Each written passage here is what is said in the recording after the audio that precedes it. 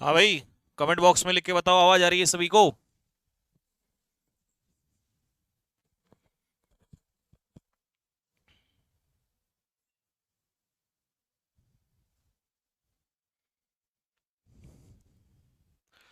Comment box में लिख के बताओ भाई फटाफट जल्दी से, क्या मेरी आवाज सभी तक पहुंच रही है? जल्दी जल्दी जल्दी जल्दी जल्दी।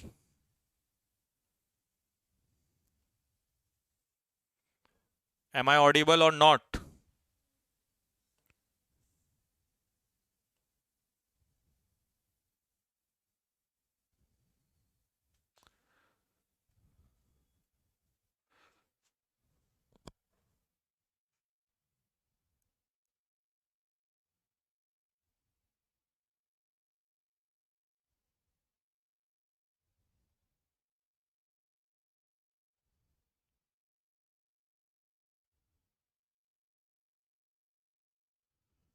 चलो, ठीक है, सब क्लियर है। आ जाओ भाई, सबसे पहले फटाफट स्टार्ट कर देते हैं।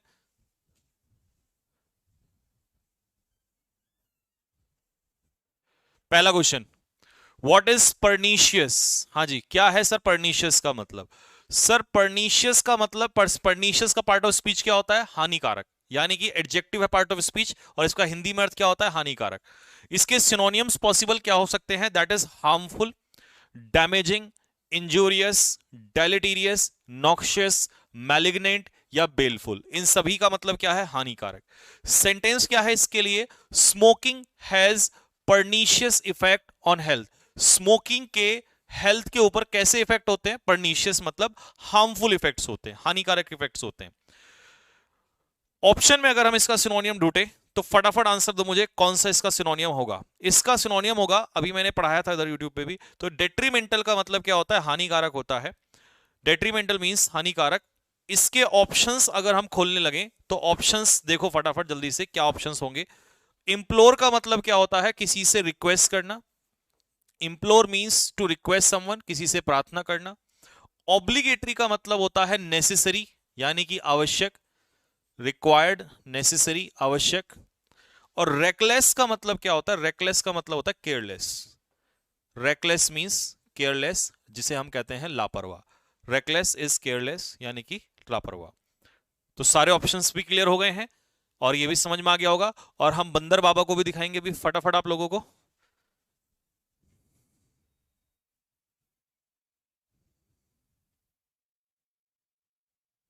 हाँ, अगर हो गया हो तो डन करो, फटाफट थम्सअप मारो, फिर अगले क्वेश्चन पे चल रहे हैं हम लोग।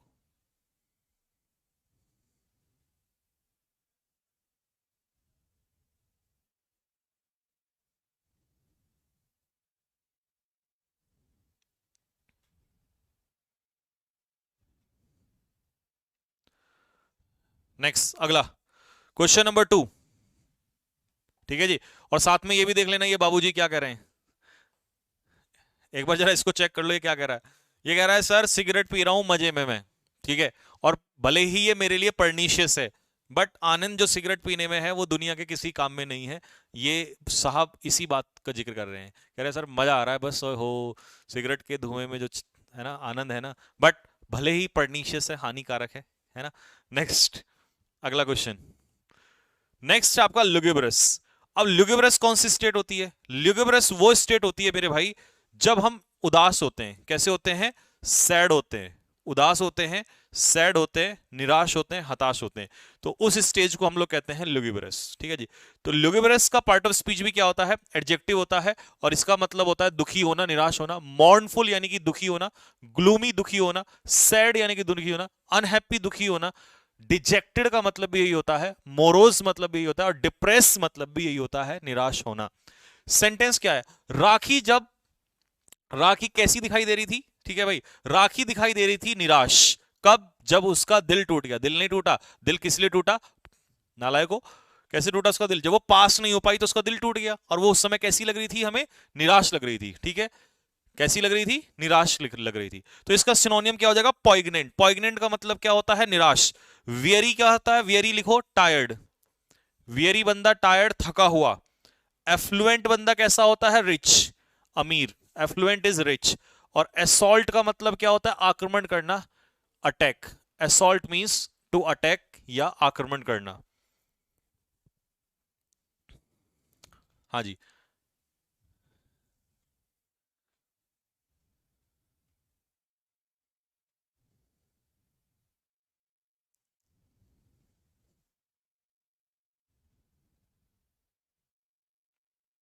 हो गया भाई। नेक्स्ट, अब इसके लिए हम पिक्चर देखें तो इसके लिए पिक्चर हमारे पास क्या है, ये भाई साहब बैठे हैं, ठीक है, ये चिंटू 5 साल का है, ठीक है, इसकी महिला मित्र ने इसको धोखा दे दिया, ठीक है, और ये जाके अपना चुपचाप बैठ गया। इस समय ये कैसे मूड में है, लुगुबरस मूड में है, निराश है। ये कह रहा है मुझे अब दुनिया से कोई परवाह नहीं है ना। और ये वो वाला गाना कौन था ना, तेरी कौन सा वाला गाना था वो, हनी सिंह का एक गाना था, मेरे को याद नहीं आ रहा है ना। कैसे था यार, अब भूल गया मैं, गाने वाने इतने याद नहीं थे। तेरी गली आता सनम है, नगमा वफा का गाता सनम, तूने, है ना, कुछ इस तरीके से।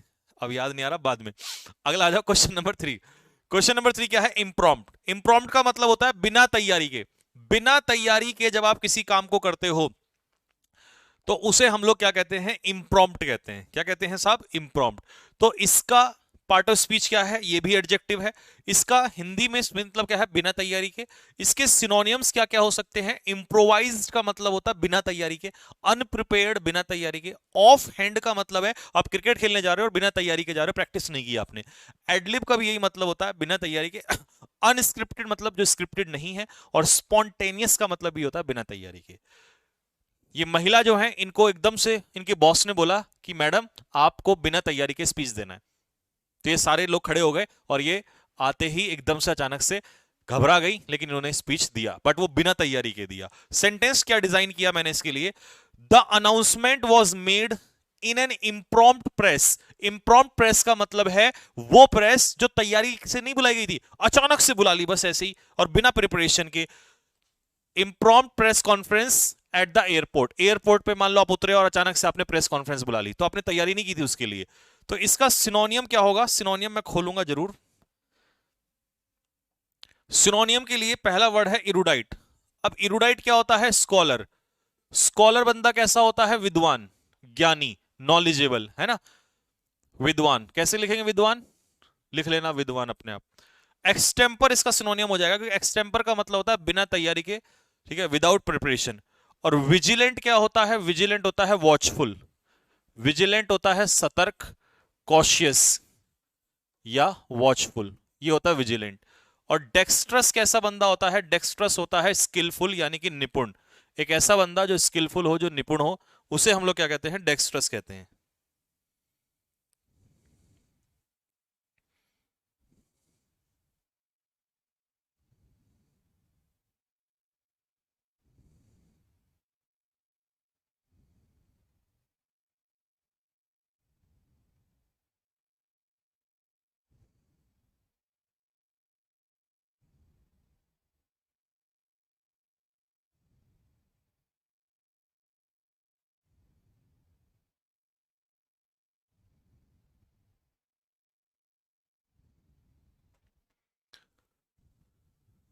ठीक है भाई, ये क्लियर हो गया यहां तक।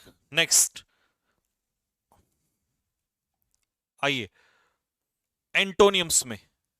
एंटोनियम्स में पहला वर्ड है टुमुल्टस। क्या पढ़ेंगे इसको, टुमुल्टस। क्या, टुमुल्टस, मेरे साथ बोलो, टुमुल्टस। ओए नालायक, ये चाय अलग रख दे, क्या पैर ऊपर उठा के पड़ा हुआ। टुमुल्टस, क्या, टुमुल्टस, क्या, टुमुल्टस, ठीक है। तो टुमुल्टस का मतलब क्या होता है, ठीक है, मुझे पता है तुम सारे लेट के पढ़ रहे हो हैं और अपने सर को खड़ा कर रखा तुमने यहाँ पे। तो टुमुल्टस मींस, टुमुल्टस क्या, part of speech, adjective, OUS adjective. अशांत मतलब जब अस्त व्यस्त हो जाए, सब कुछ तहस नहस हो जाए, डिस्टरबेंस क्रिएट हो जाए, उसे कहते हैं टुमुल्टस। तो इसके सिनोनियम्स क्या क्या होंगे, देखो फटाफट। टर्बुलेंट, पानी में टर्बुलेंस आता है ना, भूचाल आ जाता है, तो उसे कहते हैं टर्बुलेंट। टेम्पेस्चस, आउट ऑफ कंट्रोल, है ना। क्लैमरस, बहुत ज्यादा शोर शराबे वाला। वॉसिफेरस, वॉसिफेरस का मतलब यही होता है बहुत ज्यादा शोर शराबे वाला। Noisy, loud, thunderous, uproarious. Uproarious क्या होता है, डिस्टरबेंस। ये पिक्चर देखो सुनामी की, अरे भाई साहब, पानी पूरा उथल पुथल हो रखा है बिल्कुल, है ना, तो ये टुमल्टस हो रखा है। टुमल्टस का मतलब है सब तबाही मची हुई है। इसका उल्टा कैसा पानी हो जाएगा? पीसफुल, शांत। शांत अपोजिट क्या करेंगे? अपोजिट ढूंढो अब इसका फटाफट। पहले सेंटेंस तो पढ़ा दूं आपको, इसका सेंटेंस क्या होगा? निधि एंड रोहित, निधि ने और रोहित ने, Nidhi and Rohit married each other, Nidhi ने और रोहित ने शादी की एक दूसरे से after a tumultuous relationship of 6 years। कितने साल रिलेशनशिप चली उनकी? 6 साल। 6 साल रिलेशनशिप चली, उसके बाद उन्होंने शादी की। और वो 6 साल रिलेशनशिप कैसी थी? टुमल्टस, मतलब भूचाल ही भूचाल था भाई साहब। 6 साल संभाल कैसे लिए इसने? ठीक है, तो इसका मतलब ये हो गया टुमल्टस। अपोजिट बताओ जरा, अपोजिट क्या होगा? अब इतना पढ़ा दिया, तुम अपोजिट नहीं निकाल सकते? बताओ फटाफट आंसर क्या होगा? ऑनेस्ट मतलब रेस्पॉन्सिबिलिटी।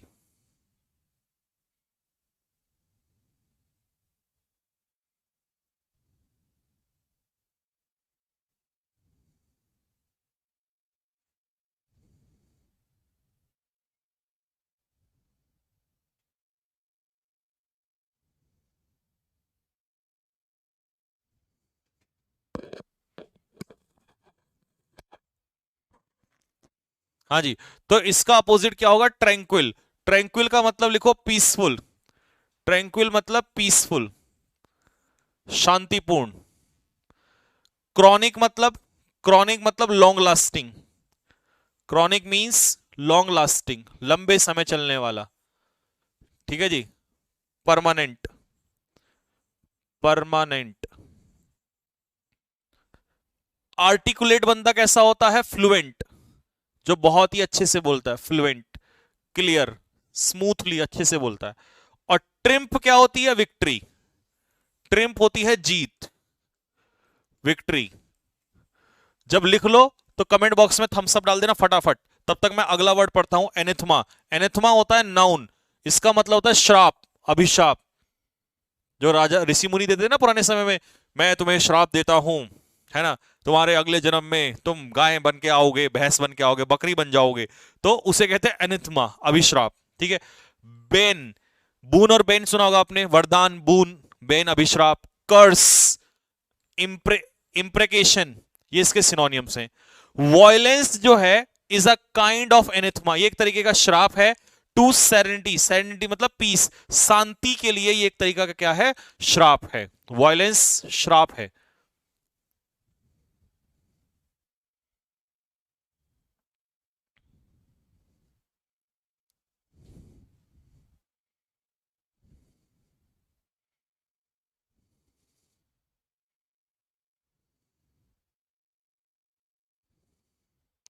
सर ये लिखी हुई पीडीएफ कब मिलेगी?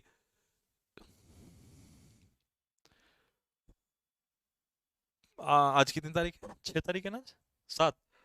15 सितंबर से लिखी हुई पीडीएफ मिलने लग जाएगी। 15 सितंबर, डेट याद कर लो, 15 सितंबर से लिखी हुई पीडीएफ मिलने लग जाएगी। मैंने अरेंजमेंट करवा दिया है। जो कुछ भी मैं लिखूंगा वो सब कुछ लिखा हुआ मिलेगा 15 सितंबर से। ठीक है जी।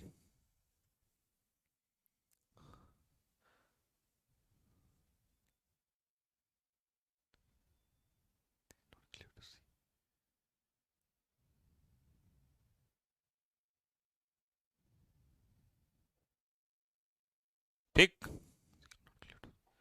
नेक्स्ट। तो भाई अब ये देखो जरा, मैलेडिक्शन। मैलेडिक्शन का क्या मतलब होता है? श्राप। डैमनेशन, डैमनेशन भी कर्स होता है, श्राप। और ये है हमारे चर्च में जो वो होते हैं ना, मैं तुम्हें श्राप देता हूं, है ना। आ जाओ सिनोनियम्स में, आ जाओ फटाफट। आंसर बताओ, इसका क्या आंसर होगा? एंटोनियम बताना है। ऑप्शन क्लियर है यहां पे सारे के सारे।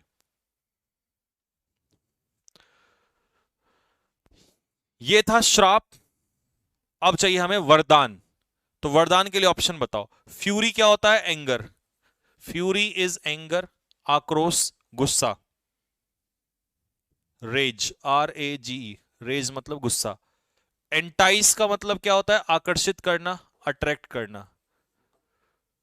बेनेडिक्शन क्या होता है? यही इसका आंसर है, ब्लेसिंग्स, आशीर्वाद। प्रिवेलेंट क्या होता है? Wide spread. जो चीज चारों तरफ फैली हुई होती है उसे कहते हैं प्रेवलेंट, यानी कि वाइड स्प्रेड। ठीक है।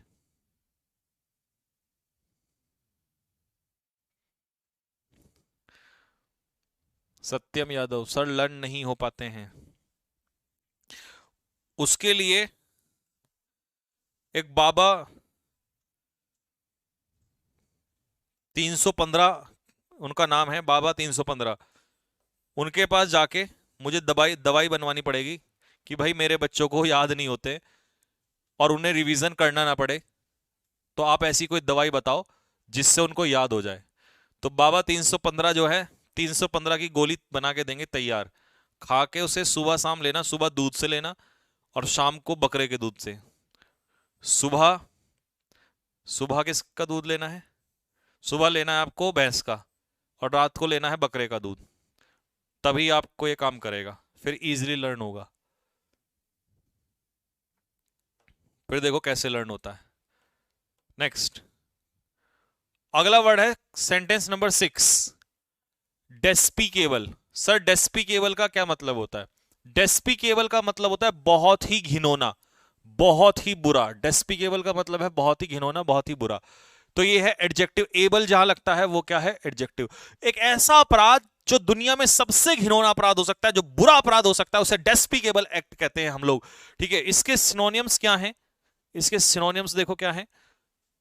डिस्गस्टिंग बहुत बुरा, रेप्रीहेंसिबल एबोरेंट नफरत करने लायक, कंटेम्प्टिबल अपमान के लायक बहुत ही घिनौना, लोथसम नफरत के लायक इतना घिनौना, ऑफुल बहुत डरावना, हीनियस क्राइम जघन्य अपराध, हेटफुल नफरत के लायक, डिटेस्टेबल नफरत के लायक, ऑडियस बहुत ही घिनौना डिस्गस्टिंग। और इसको कैसे याद करोगे?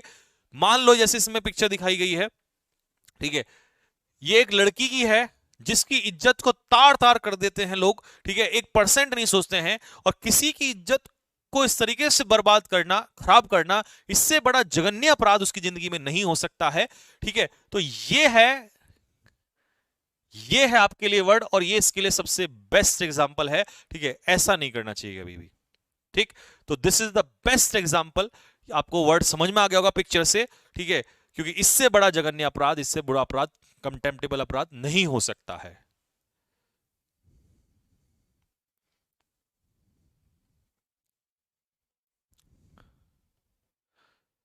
जैसे कि एक बीजेपी के एमएलए थे, उन्होंने किया था ऐसा, तो उनको पार्टी ने निकाल दिया था। Owing to his despicable actions, उसके डेस्पिकेबल काम की वजह से, उसके इतने बड़े अपराध की वजह से, बीजेपी आस्क्ड हिम, बीजेपी ने उसे कहा टू लीव द पार्टी, कि भाई पार्टी को तुम छोड़ के चले जाओ, तुम्हारे लिए हमारे पास कोई जगह नहीं है, तुम्हारे जैसे लोगों के लिए हमारे पास कोई जगह नहीं है। तो अब ये तो थे वो लोग जो जघन्य अपराध करते हैं, उल्टा है जो ऐसा काम करते हैं जो प्रशंसा के लायक हो, प्रशंसनीय काम। तो इसका अपोजिट बताओ फटाफट क्या होगा? परप्लेक्स का मतलब क्या होता है? कंफ्यूज्ड।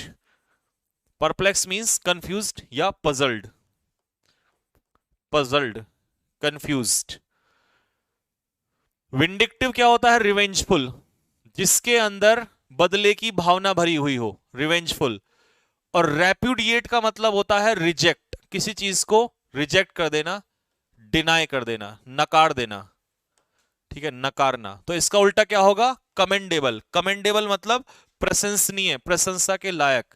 इंग्लिश में इसे लिखेंगे प्रेज वर्दी, PRAISEWORTHY, प्रेज वर्दी यानी कि प्रशंसनीय, प्रशंसा के लायक।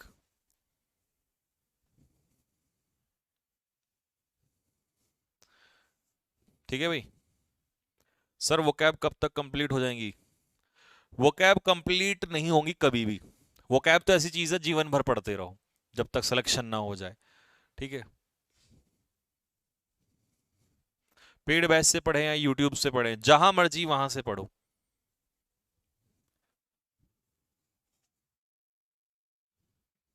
पेड में भी पढ़ो, वहां भी अलग, और यूट्यूब में भी जो कुछ क्लास चलेगी थोड़ी बहुत वहां भी पढ़ना।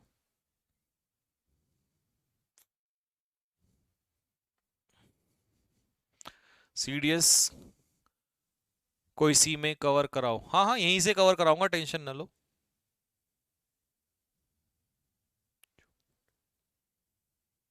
हो गया? थम्स अप डालो फटाफट जल्दी से, अगर हो गया हो तो।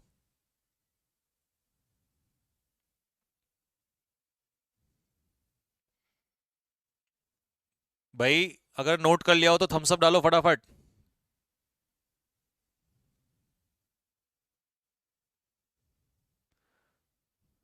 सर आप बहुत अच्छा कंटेंट बनाते हो। एनडीए सीरियस में इसी में कवर करूंगा। अरे यार कंटेंट बनाने में बहुत मेहनत लगती है भाई, लोग तो मुंह फाड़ के कुछ भी बोल देते हैं 2 मिनट में। Next, cost N arm and a leg. अब मान लो तुम्हें किसी चीज के लिए एक हाथ देना पड़ रहा है और एक टांग देनी पड़ रही है, तो इसका मतलब उस चीज को मत ले भाई, वो तो बहुत महंगी है, तो हाथ भी जा रहा है पैर भी जा रहा है। तो if you cost N arm and a leg, तो इसका मतलब क्या होगा? दैट इज वेरी एक्सपेंसिव, बहुत ही महंगा।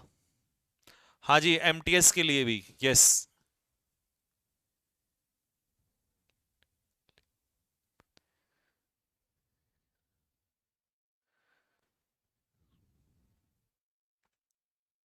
Next, give someone the cold shoulder. किसी को कोल्ड शोल्डर देना, ठीक है भाई।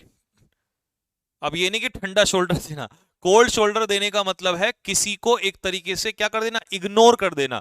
कोल्ड शोल्डर एक तरीके से फीका सा है ना, तो किसी की तरफ ना देखना। अब जैसे शादी में नहीं होता, आप कोई देख रहा है आपको, आप इग्नोर कर देते हो, यू गिव कोल्ड शोल्डर, है ना। तो दैट इज, किसी को कोल्ड शोल्डर देने का मतलब है इग्नोर कर देना। हाँ, ये ईडियम्स फ्रेजेस हैं।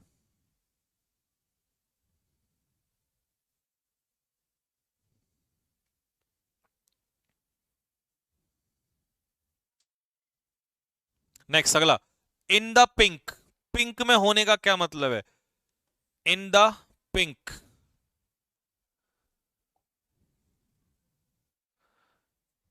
If you are in the pink.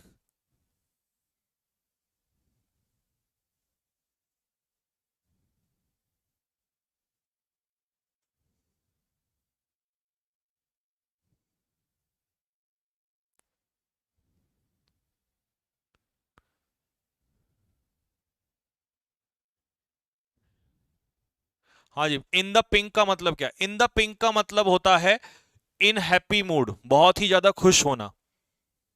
अगर आप पिंक में हैं, जैसे लड़कियां नहीं होती पिंक कपड़ा पहन के एकदम से कैसे हो जाती हैं, बहुत खुश हो जाती हैं, तो that is called in the pink. Pink में होना मतलब बहुत ज्यादा खुश होना। Next, on tenter hooks. Tenter hooks में होना, क्या मतलब है इसका? मान लो रिजल्ट आने वाला है, जैसे इंडिया और पाकिस्तान के मैच से पहले, या जब कल जब मैच हो रहा था श्रीलंका का, तो people were on tenter hooks. तो टेंटर हुक्स का मतलब होता है एंशियस, बहुत ज्यादा एक तरीके से उत्तेजित होना, एक्साइटेड होना किसी चीज को लेके, एंशियस होना।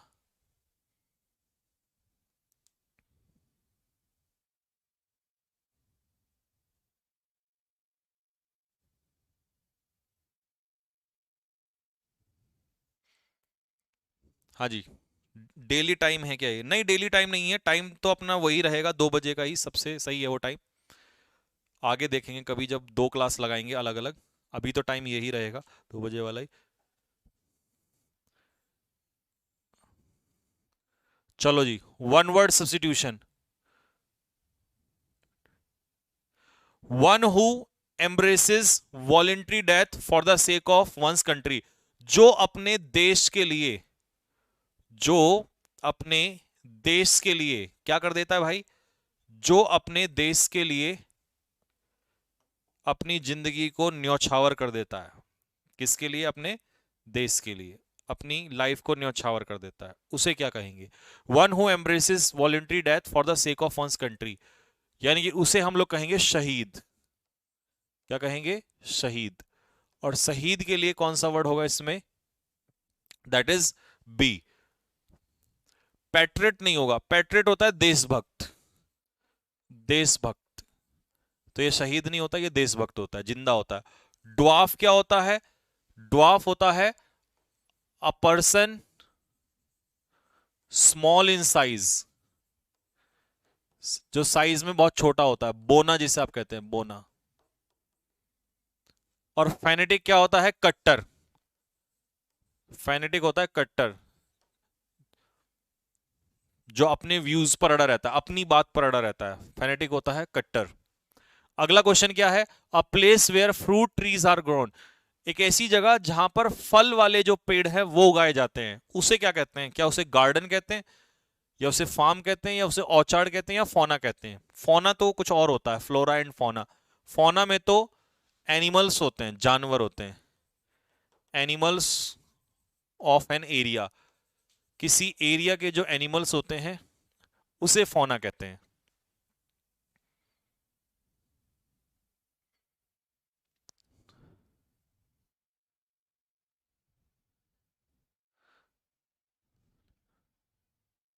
ठीक है, तो place where fruit trees are grown इसे कहते हैं ऑर्चार्ड। ए इसका आंसर होगा ऑर्चार्ड। बाकी गार्डन में तो कुछ भी आ सकता है, और फार्म सबको पता है खेत होता है, उसमें फ्रूट ट्रीज नहीं होते हैं। ठीक है, फार्म तो हम खेत को कहते हैं, गार्डन हो गया बगीचा, है ना, बगीचा, और फार्म हो गया आपका खेत। नेक्स्ट, अगला क्वेश्चन क्या है?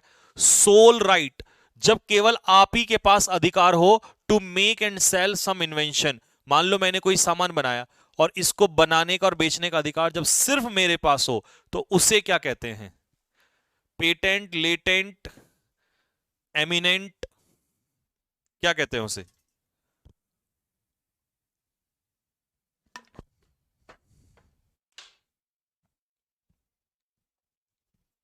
गोपाल बेटे, स्पैम नहीं।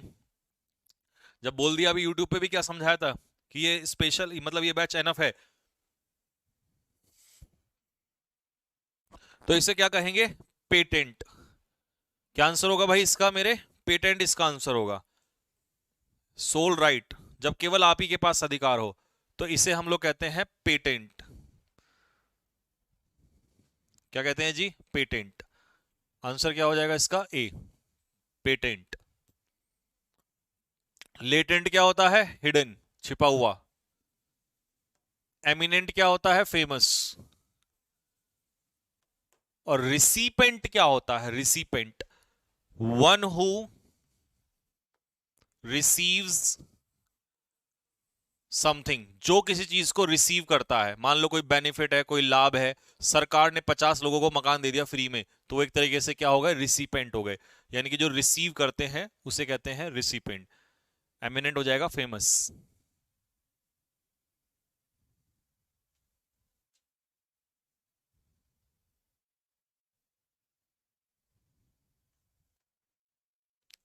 अगर हो गया हो तो फटाफट थम्स अप डालो।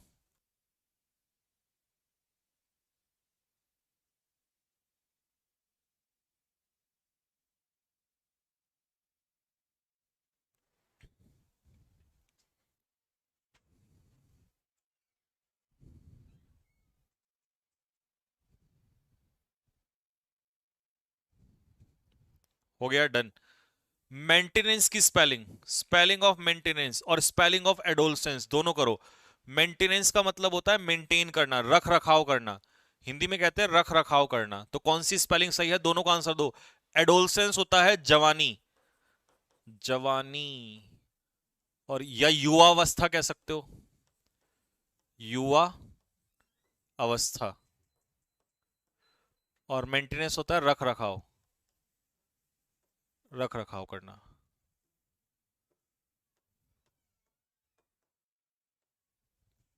ठीक है, या रिपेयर करना, बात एक ही है। स्पेलिंग दोनों की बताओ कौन सी सही होगी। बंद कर दो इसको। कहां से? ये। हम्म,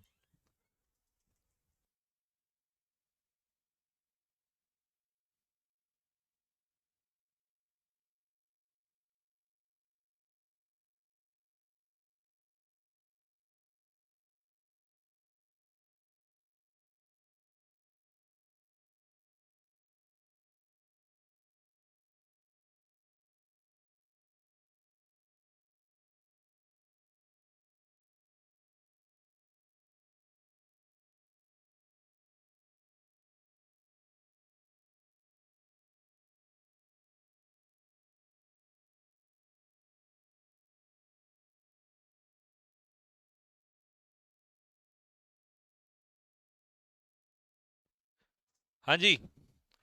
तो मेंटेनेंस की स्पेलिंग MEINTENANC, मेंटेनेंस की स्पेलिंग होगी ए, और एडोलसेंस की स्पेलिंग ADOLESCENCE, एडोलसेंस की होगी बी, युवावस्था, यौन अवस्था।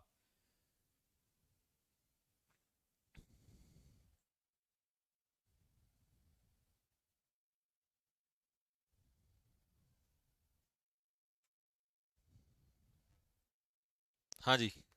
नेक्स्ट अगला क्वेश्चन, क्वेश्चन नंबर 16 और 17, स्पेलिंग ऑफ कंसाइंटस, स्पेलिंग ऑफ कंसाइंटस। कंसाइंटस का मतलब क्या होता है? ईमानदार और मेहनती, हार्ड वर्किंग, हार्ड वर्किंग। और ट्यूशन तो तुम बचपन से पढ़ते आ रहे हो। दोनों की स्पेलिंग बताओ फटाफट।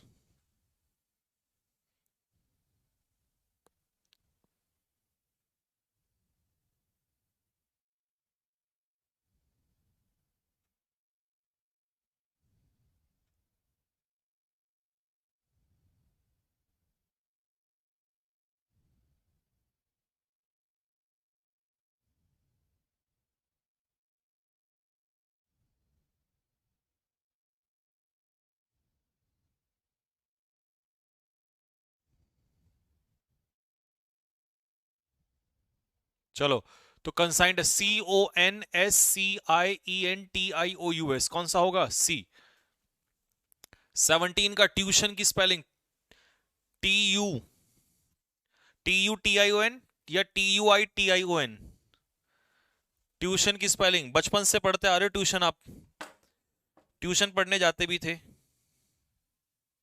तो क्या स्पेलिंग होगी?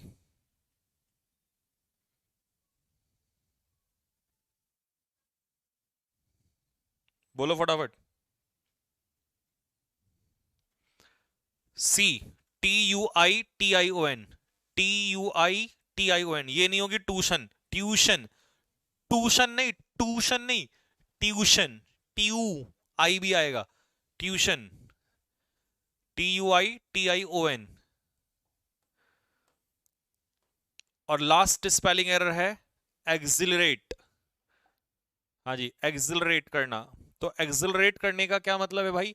एक्सिलरेट करने का मतलब है जॉय, खुशी मनाना, ठीक है, रिजॉइस।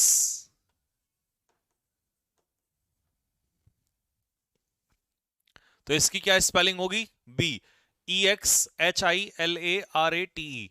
एक्सिलरेट मतलब जॉय, खुशी, आनंद मनाना किसी चीज का।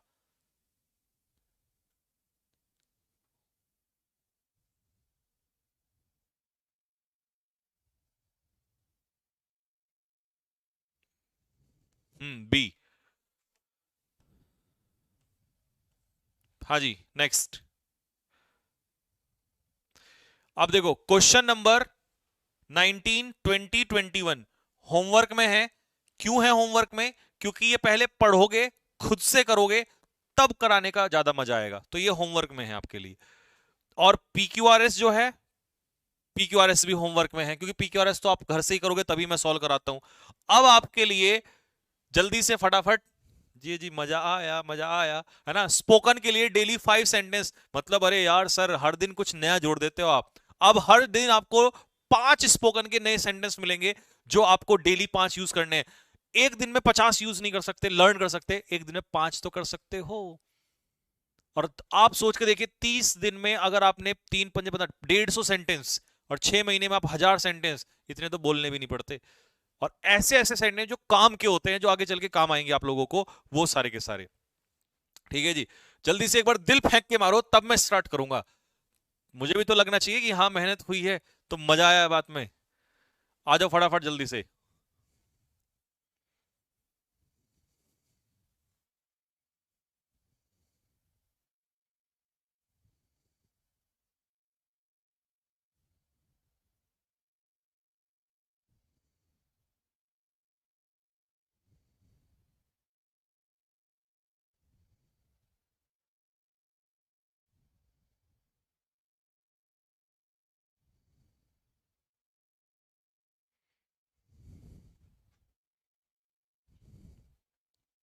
चलो जी, आ जाओ।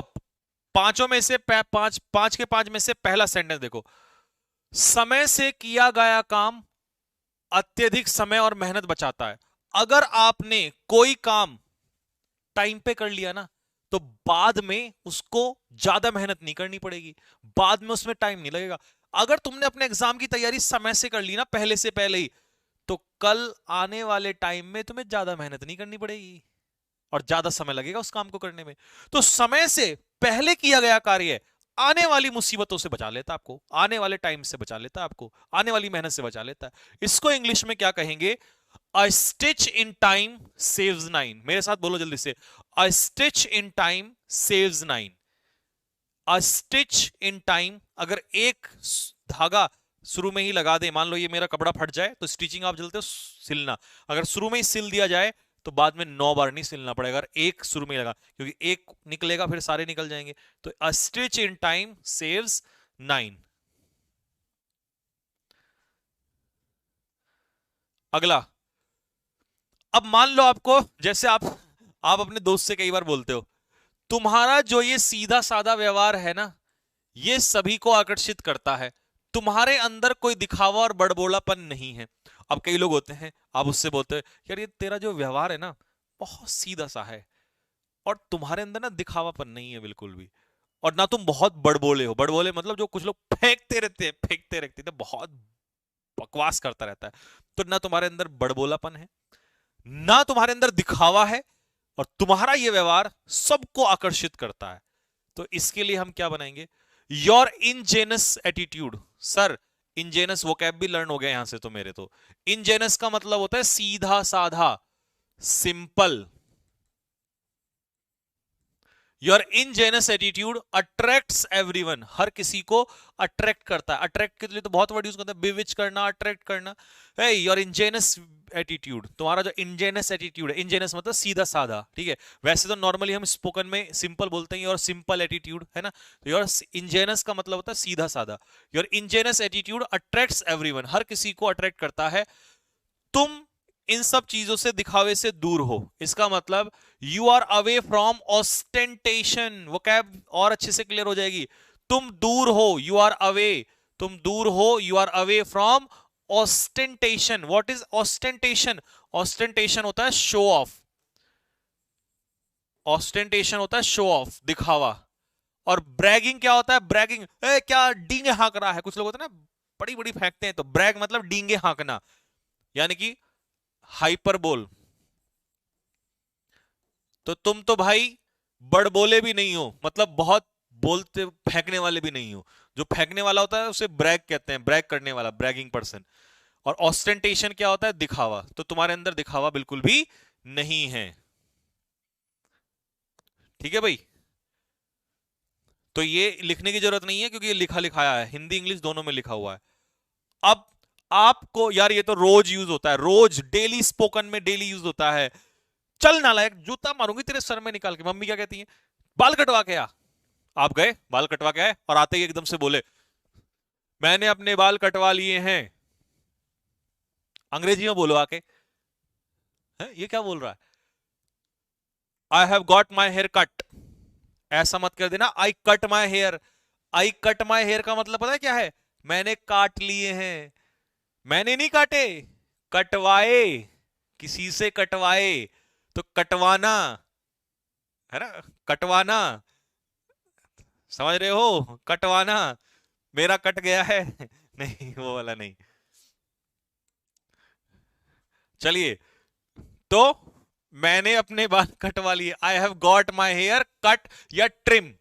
ट्रिम मतलब छोटे करना, ट्रिम मतलब छोटे करना। ट्रिमिंग होती है ना बालों की, ट्रिमिंग। ट्रिम मतलब, ट्रिम भी अच्छा वर्ड है, ट्रिम का मतलब भी वही होता है, कट भी कर सकते हो।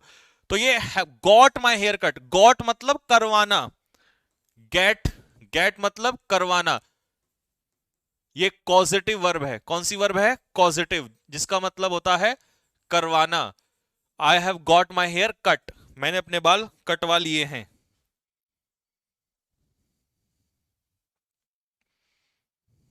हाँ जी। तो अब सर, अब तो अरे देखो, अब तो जैसे ही मम्मी को लगे मैंने I have got my hair cut, मैंने अपने बाल कटवा लिए हैं, ठीक है। अब ये सर सर चप्पल भी तो पड़ती है। अरे पढ़ने दो चप्पल, माँ की चप्पल नहीं खाई तो क्या खाया जीवन में। दूरी बढ़ने से प्यार बढ़ता है। हे, तुम कश्मीर और हम कन्याकुमारी, जितनी दूरी है तुम्हारी उतनी ही दूरी हमारी। ठीक है, जितनी दूरी उतना ही प्रेम बढ़ता है। लोग जब दूर चले जाते हैं ना, तब हमें कीमत ज्यादा समझ में आती है। दूरियां बढ़ने से इंसान के अंदर प्यार बढ़ जाता है। ठीक है, तो इसकी अंग्रेजी क्या होगी? दूरी बढ़ने से प्यार बढ़ता है। Absence makes the heart grow fonder. Absence makes the heart grow fonder. Absence makes, absence मतलब जब दूरी हो जाए, आप ना रहे किसी के पास। मेक्स द हर्ट, दिल में और क्या होता है? फॉन्डर, प्यार बढ़ जाता है। तो दूरियों से क्या हो जाता है? प्यार बढ़ जाता है। नेक्स्ट, अब एक सेंटेंस तुम्हें हर दिन पढ़ रहे हो, चाचा के बच्चे, बड़े भाई के बच्चे, दीदी के बच्चे, पड़ोसी के बच्चे, किस किस के बच्चे, बच्चे ही बच्चे। भाग भाग यहां से, परेशान कर दिया, क्या है दिमाग खराब कर रहा है। फिर आप चिल्लाओगे, मम्मी इन्होंने मेरी नाक में दम कर दिया है, परेशान कर दिया इन्होंने मुझे, बड़े शरारती है ये, भगाओ यहां से, चल मैं अपने यहां जा। तो इसको कैसे? फिर उनकी मम्मी आती है या कोई जो भी तुम्हारा भाई है, फिर तुम क्या कहोगे? तुम्हारे बच्चे बहुत ही उत्पाती हैं, बहुत नालायक हैं ये, बहुत निकम्मे हैं ये। Your children are boisterous. Boisterous मतलब शरारती। Children are very boisterous, take them from here, लेके जाओ इनको यहां से। क्या बात, बड़ा अंग्रेजी में बोल रहा है आज तो। मन मन में संजीव सर से, आज ही तो बड़ा sentence. Your children are very boisterous. कहीं भी जाओ वहां पर, रिश्तेदारों के यहाँ पे, है ना, ये चिल्ड्रन आर वेरी बॉइस्ट्रस। अब उन्होंने अंग्रेजी में बोला, चुपचाप निकल लो वहां से, इसके आगे अभी पता ही नहीं, अभी सर ने एक ही क्लास ली है। Your children are very boisterous. इन्होंने मेरी नाक में दम कर दिया। ये तो रोज मत, तुमने मेरी नाक में दम कर रखा है, सिर में दर्द कर दिया मेरे। ये तो किसी को भी बोल सकते हो। They have पेस्टर्ड me like anything. Like anything का मतलब होता है बहुत ज्यादा, और पेस्टर का मतलब होता है नाक में दम करना। पेस्टर का मतलब नाक में दम करना। अरे सर ये तो मुझे रोज आना चाहिए, मेरी नाक में तो दम ही रहता है। पड़ोसी, पड़ोसियों को यूज करूंगा, पड़ोसी को देखता हूं, जाके बोल दूंगा, you have पेस्टर्ड me a lot, you have पेस्टर्ड me like anything, है ना। सारे फूल कुचल दिए इन्होंने। अब होता है ना सामान कुचल देना, तो फूलों पे चढ़ जाना, है ना। तो दे हैव पेस्टर्ड मी, या दे हैव ट्रेम्पल्ड या ट्रोडन ऑन फ्लावर्स। तो कुचलने के लिए वर्ड क्या है? ट्रेम्पल। ट्रेम्पल का मतलब होता है क्रश, कुचलना, या ट्रेड मतलब चलना, उनके ऊपर कुचलना। तो जैसे कहते हैं ना, इन्होंने सारे फूल कुचल के रख दिए हैं, यहां से सारा सामान मेरा खराब करके रख दिया है। तो ट्रेम्पल मतलब उसको कुचल देना। ठीक है भाई। तो ये थे आपके स्पोकन के जहर सेंटेंस। ऐसे ही हर दिन यूं ही बढ़ते रहेंगे, ठीक है, और हम नई नई चीजें लिखते रहेंगे। ठीक, तो मजा आ गया? कमेंट बॉक्स में लिख के बताओ। नहीं, टाइमिंग ये नहीं रहेगा, टाइमिंग कल से अपना 2 बजे वाला टाइमिंग रहेगा, उसी पे हम लोग रहेंगे। 2 बजे वाले टाइमिंग में ही हम अपनी क्लास रखेंगे। ठीक है, और यूं ही मैं नई नई चीजें बनाता रहूंगा, नया नया चीजें, और तुम्हें जब तक बैच खत्म होगा पता नहीं क्या क्या चीजें, और तुम्हारा दिल यूं गद गद गद गद गद गद गद ऐसे होता चला जाएगा। ठीक है, क्योंकि तुमने अपने सर पे भरोसा किया है, और आपको पता है भरोसा, है ना।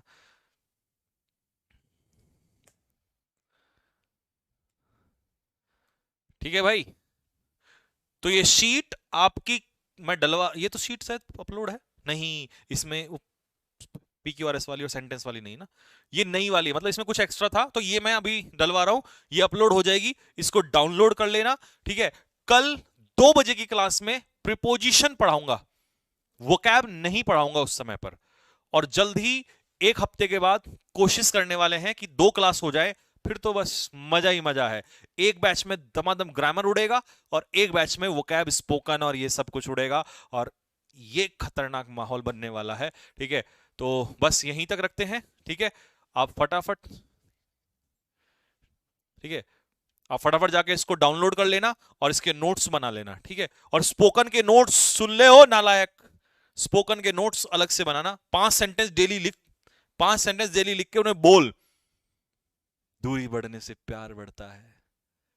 कोई बेकार में कोई तुम्हें व्हाट्सएप पे मैसेज कर रहा है, पेल दो। Absence makes heart grow fonder. क्या कह रहा है बे? हट, तेरे को समझ में नहीं आएगी बात, ठीक है। जब कभी समझ में आएगी तब पूछना हमसे, ठीक है। इतना यूज कर दूंगा, इतना यूज कर दूंगा किसी ने सोची ना होगी, ठीक है। तो हर चीज का आनंद लेते हुए, मजे लेते हुए करो, ठीक। बाकी मिलेंगे कल आपसे 12 बजे के टाइम पे, ठीक है। 12 नहीं, सॉरी 2 बजे के टाइम पे। प्रपोजिशन के लिए तैयार रहना, सारा रिवीजन करके आना। तो यहीं तक रखेंगे, तब तक के लिए जय हिंद, जय भारत।